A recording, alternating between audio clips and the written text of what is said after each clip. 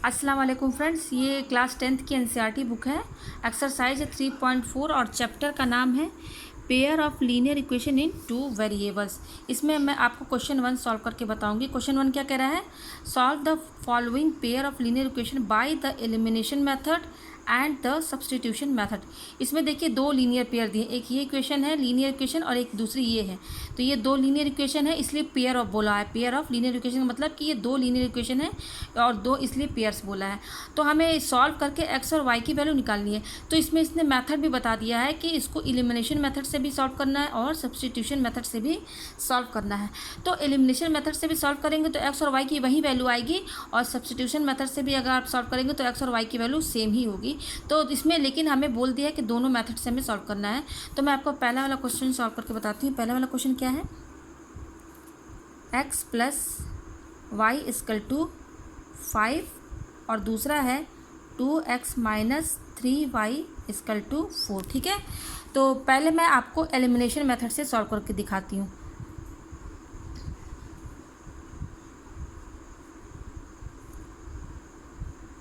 तो देखिए elimination method में क्या करते हैं, मैं लिख देती हूँ उसको यहाँ पर 2x minus 3y equal to 4। देखिए एलिमिनेशन मेथड में क्या रहता है कि ये वाली इक्वेशन जो लीनियर इक्वेशन फर्स्ट है, इसमें x वाला टर्म क्या है, ये वाला है। ठीक है, और इस दूसरे वाले इक्वेशन में x वाली टर्म क्या है, ये है। ठीक है, तो यहाँ पर देखिए x का कोफिशिएंट क्या है, यहाँ पर मतलब x के साथ कौन से नंबर मल्टीप्लाई है, तो यहाँ पर कुछ भी नहीं है तो 1 ही मल्टीप्लाई रहेगा।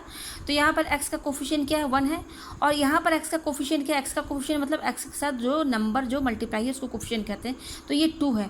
तो एलिमिनेशन मेथड में क्या करते हैं ना कि जो x के जो कोफिशिएंट्स हैं ना उनको बराबर करना पड़ता है। मतलब कि अगर ये 2 है तो ये भी 2 है, तो इसको बराबर करना है।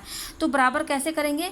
तो यहाँ पर देखिए अगर इस पूरे इक्वेशन को, ये फर्स्ट इक्वेशन को अगर हम 2 से मल्टीप्लाई कर दें, 2 से मतलब 2 से ये पूरा मल्टीप्लाई होगा, तो 2 से मल्टीप्लाई करने पर ये वाली टर्म 2x हो जाएगी, मतलब कि इसका भी कोफिशिएंट तब 2 हो जाएगा, इसके बराबर सेम हो जाएगा बिल्कुल।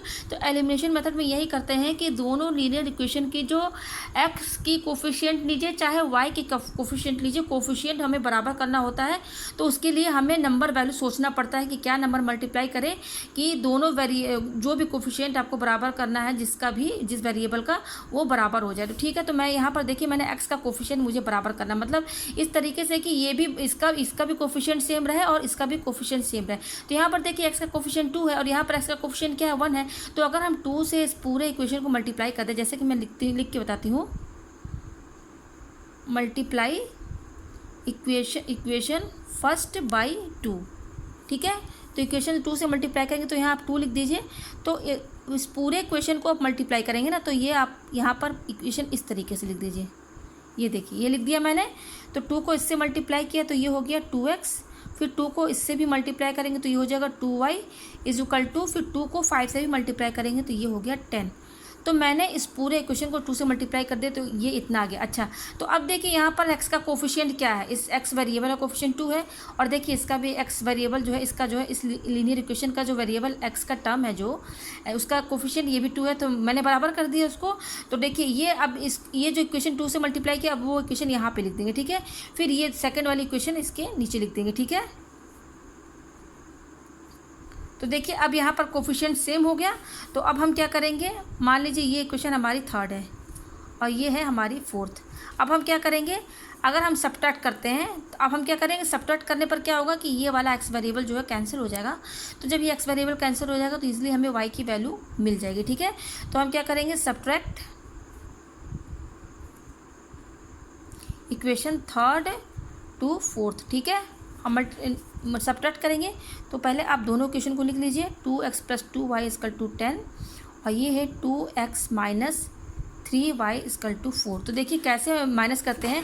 अच्छा देखिए इसका यहाँ पर साइन क्या माना जाएगा, कुछ भी नहीं तो प्लस माना जाएगा। ठीक है, अब हमें क्या करना, अब सब्ट्रैक्ट करना है तो आप यहाँ पे एक लाइन कीजिए, जैसे सिंपल हम सब्ट्रैक्शन करते हैं। अब हम करेंगे सब्ट्रैक्ट करने पर क्या होता है, ये जो इक्वेशन एक्स वाई की वेरिएबल है ना, इसमें जब सब्ट्रैक्ट करते हैं इस तरह से, तो इसमें जो नीचे वाले जो भी साइंस है ना वो सब चेंज हो जाते हैं, नीचे वाले का साइन जो भी है। तो देखिए इस 2x का साइन प्लस है ना, तो अब ये जब सब्ट्रैक्ट करेंगे तो साइन चेंज हो जाएगा, तो प्लस से माइनस, और इसका क्या हो जाएगा माइनस से प्लस। अच्छा, इसका साइन तो ऑलरेडी प्लस है ही है, तो जब सब्ट्रैक्ट करेंगे तो इसका भी साइन चेंज होकर क्या हो जाएगा, माइनस हो जाएगा। तो अब इस 2x की साइन माइनस मानी जाएगी, ना कि प्लस। उसी तरह से 3y की साइन प्लस होगी, ना कि माइनस। और 4 की साइन क्या मानी जाएगी, माइनस, ना कि प्लस। तो अब देखिए हम सब्ट्रैक्ट कर रहे हैं, तो इस 2x का साइन क्या है, प्लस, ये तो हम सभी जानते हैं। तो ये प्लस 2x और ये minus 2x, plus minus minus, तो 2x माइनस 2x 0। ये क्या है, प्लस 2y, और यहाँ पर 3y का साइन माइनस नहीं प्लस देखिएगा, तो प्लस प्लस क्या हो जाएगा, प्लस। तो 3 और 2 क्या हो जाएगा, 5। तो ये हो जाएगा हमारा 5y। फिर इज इक्वल टू, देखिए 10 का साइन क्या है, प्लस है, और 4 का साइन क्या है, माइनस। इस पर ध्यान दीजिएगा, आप ये साइन लेकर मत चलिएगा, ये वाली। तो प्लस माइनस क्या हो जाएंगे, माइनस। तो 10 में से 4 कटा, क्या बचा हमारा, 6। तो यहाँ पर जो y की वैल्यू हमारी होगी 5y इक्वल टू 6 आया, तो y की वैल्यू क्या होगी, इसके साथ 5 मल्टीप्लाई में है, तो ये 5 जब इधर आएगा तो डिवाइड में हो जाएगा। तो ये हमारी y की वैल्यू आ गई। अब x की वैल्यू निकालनी है, तो इस y की वैल्यू को आप किसी भी इक्वेशन में रख दीजिए, चाहे फर्स्ट में रखिए चाहे सेकंड में, तो मैं फर्स्ट में रखती हूँ। तो put the value of y in equation first, ठीक है। तो इक्वेशन फर्स्ट हमारी ये है, ठीक है, x plus y equal to 5। तो x प्लस वाई की वैल्यू क्या है, 6/5 इक्वल टू ये हमारा 5 है। फिर क्या हो जाएगा, x, m केवल x की वैल्यू चाहिए, तो ये इस वाले टर्म को, इस वाली वैल्यू को, क्योंकि नंबर को आप एक साइड कर दीजिए तब हमें x की वैल्यू मिलेगी। तो ये नंबर प्लस है, इक्वल टू किधर जाएगा, तो क्या हो जाएगा, ये 5 तो यहीं पर रहेगा जैसे है, बस ये इसकी साइन चेंज होगी, ये माइनस हो जाएगा। जब इक्वल टू किधर आएगा तो माइनस 6/5, ठीक है। तो यहाँ से x की वैल्यू हमारी क्या आ जाएगी, एलसीएम ले लीजिए, तो ये हो जाएगा 25 माइनस 6/5, ठीक है, ये आ जाएगा। तो ये हमारा हो जाएगा 9/5, ठीक है। क्या होगा यहाँ पर, 19/5। ये हमारी x और y की वैल्यू आ गई। x की वैल्यू क्या आई है हमारी, x की वैल्यू हमारी है 19/5। यहाँ पे मैं लिख देती हूँ, x की वैल्यू आई है 19/5 और y की वैल्यू हमारी क्या आई है, y की वैल्यू हमारी आई है 6/5, ठीक है। तो ये हमारा एलिमिनेशन मेथड से आया है, ठीक है। अब सब्स्टिट्यूशन मेथड से भी देख लेते हैं। तो अब मैं सब्स्टिट्यूशन मेथड से इसको सॉल्व करके दिखाती हूँ।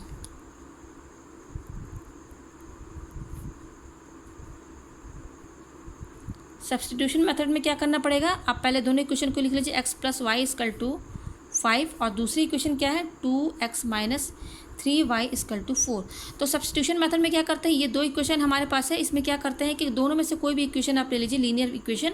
तो मैं पहला ले लेती हूँ, तो पहले वाले में से x को आप कोई भी किसी भी वेरिएबल की वैल्यू को दूसरे वेरिएबल के टर्म्स में लिखनी होती है। तो यहाँ पर हम x वेरिएबल की वैल्यू लेंगे, तो x की वैल्यू जब हम यहाँ से लेंगे, देखिए ये इक्वेशन मैं यहाँ अलग से लिख देती हूँ यहाँ पर।